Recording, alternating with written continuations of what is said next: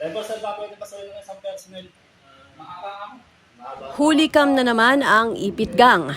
Makikita sa video na may 4 na lalaking nakasuot ng mask, sasabayan nila ang pasahero sa pagsakay at magpapahuli ang ilan sa kanila para maipit ang biktima. Balak pang pakuhanan yung isa. Tinitignan niya yung isa eh. Tinitignan niya kung may ano eh. Kasama yun. Hindi, ito. Yung lalaki na yun, may kasamang babae. Tinitignan niya, baka may ano rin. Maya-mayang konti bumaba sa ibang lugar at pagkatapos ay sasakay na naman sa panibagong jeep at papagitnaan ang biktima.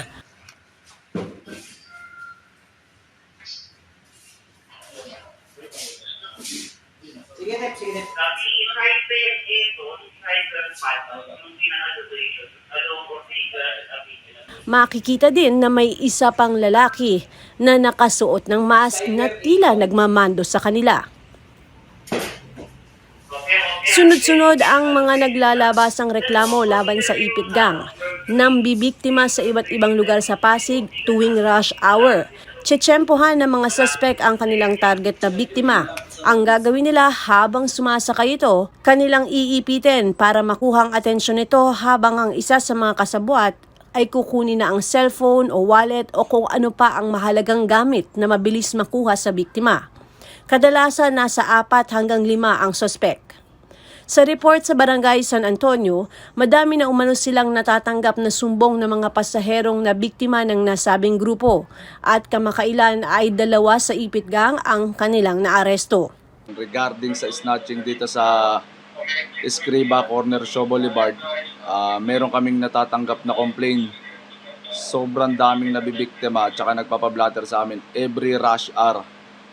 Ngayon, inalerto namin yung aming command center tsaka barangay security force para magmanman kapag merong kahina-hinalang tao doon sa Escriba.